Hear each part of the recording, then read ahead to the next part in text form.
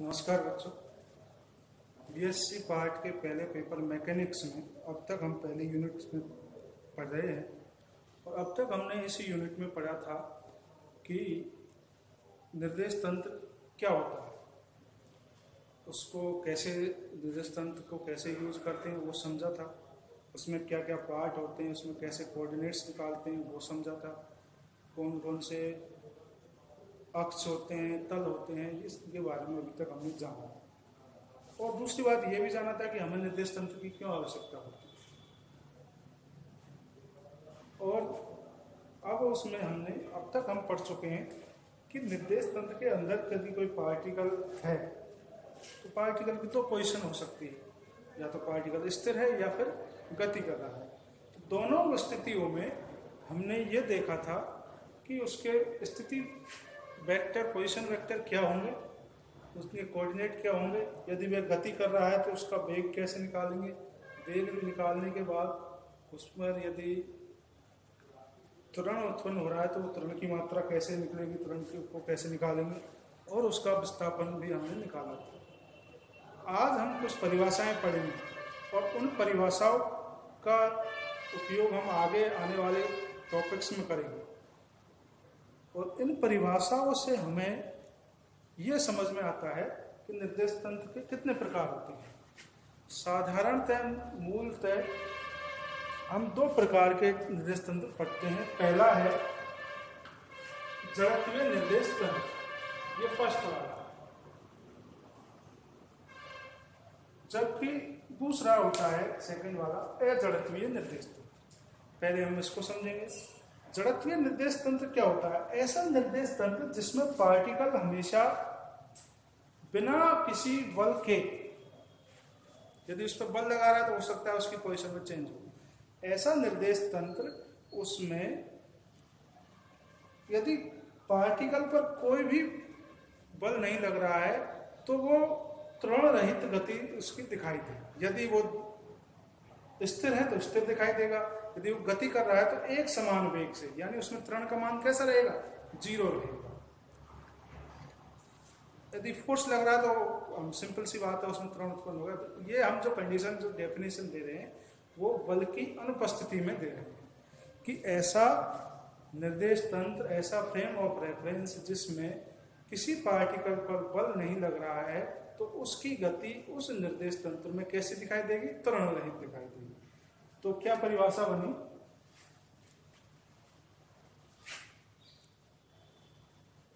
बल की अनुपस्थिति में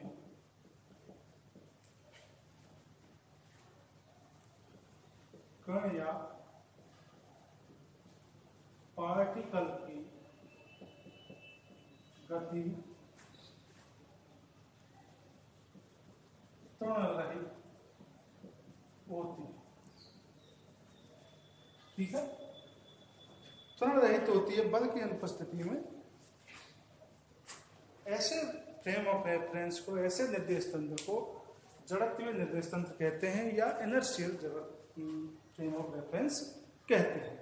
अब हमने यह देखा कि बल की अनुपस्थिति में, यानी बल कैसा है? 0।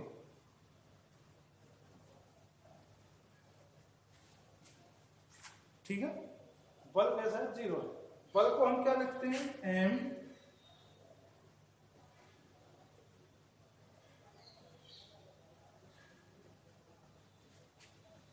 यही होता है बल का। और पिछले लेक्चर्स में देखा था कि त्वरण का मान आया था हमारा d²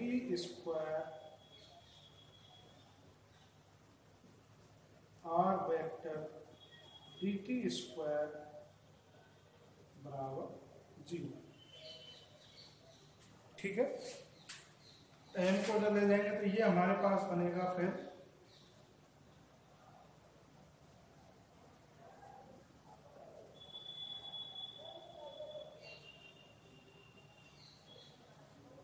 क्लियर है? m को हम 0 की तरफ ले गए। और अब हम इसका समाकलन करें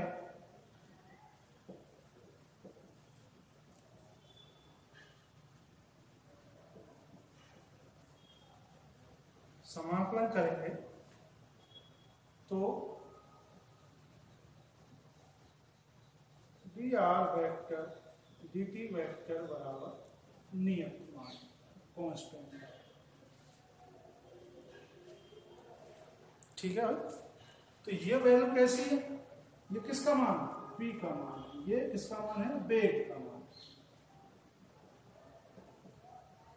यानी कि वेग कैसा रहेगा, नियत। अब यहां से इस कैलकुलेशन से आपको कुछ समझ में आ रहा होगा।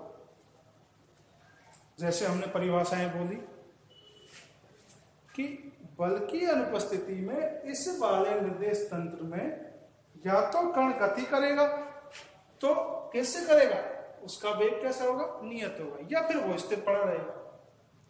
ठीक है, ऐसा निर्देश तंत्र जिसमें बल की अनुपस्थिति में उसका वेग नियत रहे या वो स्थिर रहे। नियत वेग का मतलब है, स्थिर वेग भी कैसा होता है, v बराबर कैसा होता है, स्थिर वेग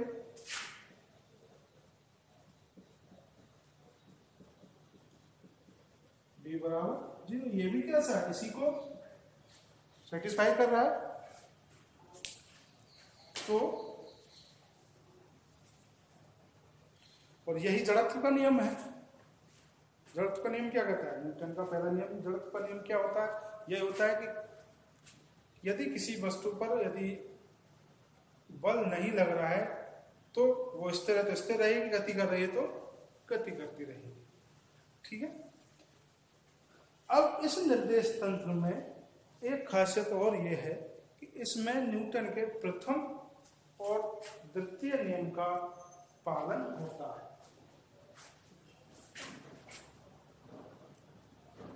न्यूटन के प्रथम नियम और द्वितीय नियम का क्या होगा, पालन, दोनों वैध होते हैं इसमें, इनका पालन होता है।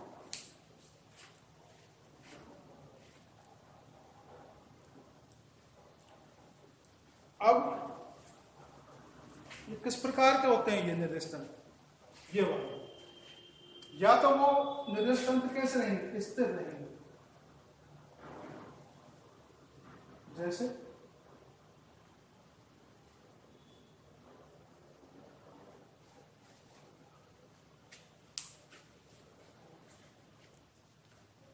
जैसे मैं यहां से किसी चीज को देख रहा हूं, सामने कोई पेड़ है, तो वो एक तरह का स्थिर निर्देश तंत्र है। यदि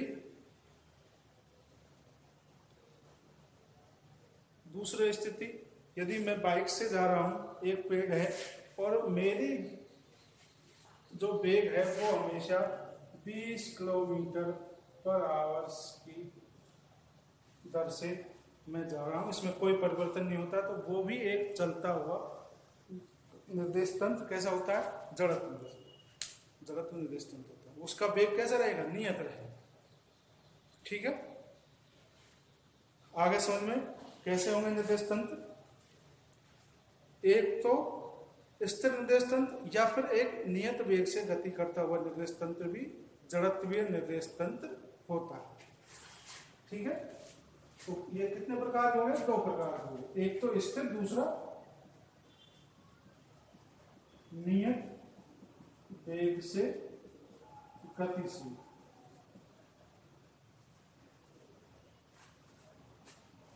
ठीक है, तो इस तरह के 2 प्रकार के ये निर्देश तंत्र होते हैं। एक पॉइंट ये है हमारा, दूसरा पॉइंट ये है कि इसमें न्यूटन के प्रथम और द्वितीय नियम वैध होते हैं। अब अगला जो टॉपिक है हमारा सेकंड वाला, कि अजड़त्वीय निर्देश तंत्र कैसा, नॉन इनर्शियल अजड़त्वीय निर्देश तंत्र। ऐसा निर्देश तंत्र, इसको आप स्क्रीनशॉट लेना चाहे तो ले सकते हो।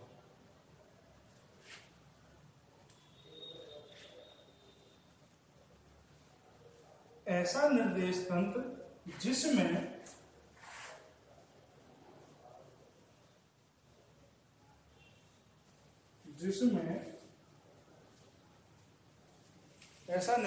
जिसमें कण की स्थिति बिना बल के भी कैसी रहे, त्वरण युक्त दिखाई दे। कैसी दिखाई दे? गति कैसी हो? त्वरण युक्त।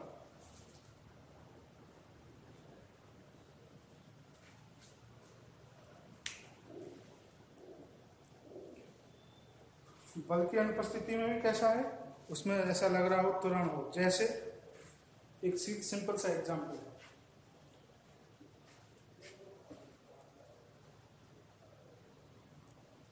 जैसे कि हम किसी वस्तु के, जैसे एक पॉइंट ये है हमारा, इस पर एक पेड़ लगा हुआ है,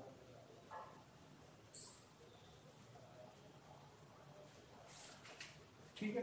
एक व्यक्ति यहां पर इस गोले में कंटिन्यू चक्कर लगा रहा है इस तरीके से। तो जब ये व्यक्ति इस पेड़ को देखेगा, चाहे वो नियत वेग से चला है, यानी कि इसका वेग कैसा हो, 20 किलोमीटर पर आवर,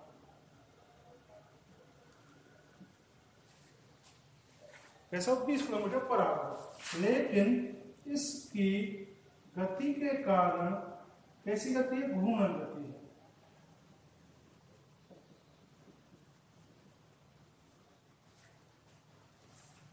ठीक है, कैसी गति है? घूर्णन गति। और इस गति के कारण यदि कोई व्यक्ति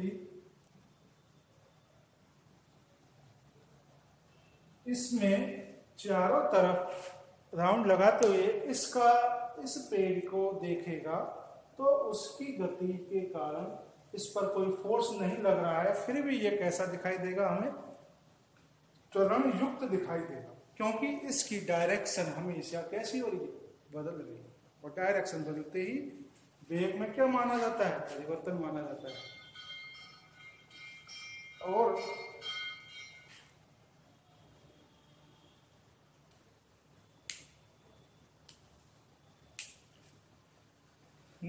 दूसरी बात, इसमें न्यूटन के फर्स्ट और सेकंड नियम वैध नहीं होते हैं।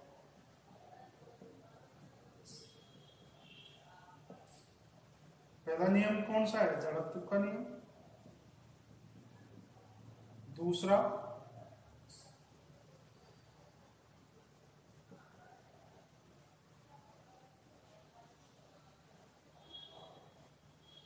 संवेग में परिवर्तन,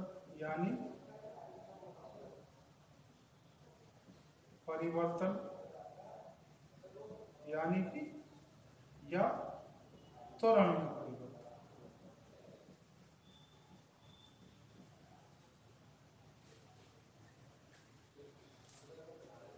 त्वरण में परिवर्तन की दर आरोपित बल के बराबर होती है, संवेग में परिवर्तन दर उसके बराबर होती है। तो ये दोनों नियम भी इसमें वैध नहीं होते। अब क्वेश्चन आता है कि सर जड़त्वीय कौन सा है और अजड़त्वीय कौन सा है? तो ये तो समझ में आ गया कि ऐसा एग्जाम्पल क्या है कि पृथ्वी पर तो सारे ही अजड़त्वीय हो जाएंगे, पृथ्वी तो घूर्णन कर रही है।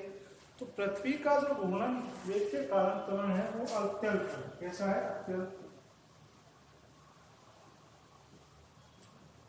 अत्यल्प त्वरण उत्पन्न होता है, जिसकी गणना में हम उसको नहीं मानते हैं। तो पृथ्वी पर उपस्थित कई सारे जड़त्वीय निर्देश तंत्र हो सकते हैं।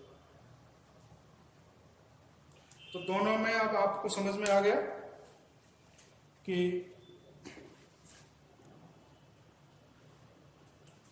जड़त्वीय और अजड़त्वीय निर्देश तंत्र कौन से होते हैं? जड़त्वीय तो वो होंगे जिसमें बल की अनुपस्थिति में कण का गति त्वरण रहित दिखाई दे, और अजड़त्वीय ऐसे हैं जिसमें बल की अनुपस्थिति में भी कण की गति त्वरण युक्त दिखाई दे। ठीक है।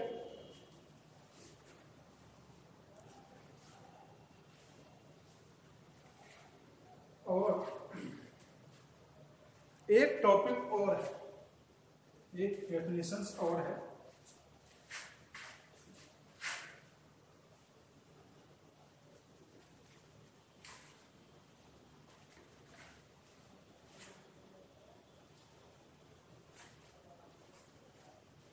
जिसका नाम है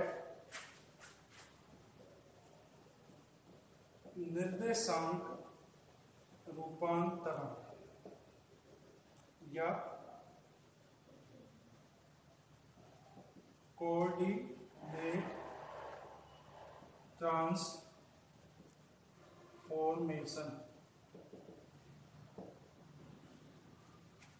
कोऑर्डिनेट ट्रांसफॉर्मेशन। निर्देशांक रूपांतरण का मतलब यह है कि मान लो एक कोई भी घटना है, एक व्यक्ति यहां है, एक देखने वाला यहां से देख रहा है, दूसरा देखने वाला यहां से देख रहा है। ये P1 है, ये P2 है और ये O है। ठीक है, तो दोनों एक ही भौतिक घटना को देख रहे हैं, लेकिन एक दूसरी पोजीशन से देख रहा है और दूसरी पोजीशन। अब एक निर्देश तंत्र इसने यहां मान दिया और एक निर्देश तंत्र इसने यहां मान दिया। तो इन दोनों निर्देश तंत्र के कोऑर्डिनेट्स में जो संबंध स्थापित होता है उसी को कहते हैं कोऑर्डिनेट ट्रांसफॉर्मेशन। ठीक है, अब इसकी परिभाषा कैसे देखेंगे कि किसी एक भौतिक घटना को यदि हम दो अलग अलग निर्देश तंत्र में देखें तो प्रेक्षण करने पर या देखने पर उन दोनों निर्देश तंत्र के निर्देशांकों के बीच संबंध को ही क्या कहते हैं? निर्देशांक रूपांतरण कहते हैं। एक भौतिक घटना के दो अलग अलग निर्देश तंत्र में देखने पर उनके निर्देशांकों में जो संबंध आता है उसी को निर्देशांक रूपांतरण या कोऑर्डिनेट ट्रांसफॉर्मेशन कहते हैं। ठीक है, अब आगे हम कोऑर्डिनेट ट्रांसफॉर्मेशन को भी आगे पढ़ेंगे कि अलग अलग पोजीशंस में कैसे आता है, वो हम अगले वीडियो में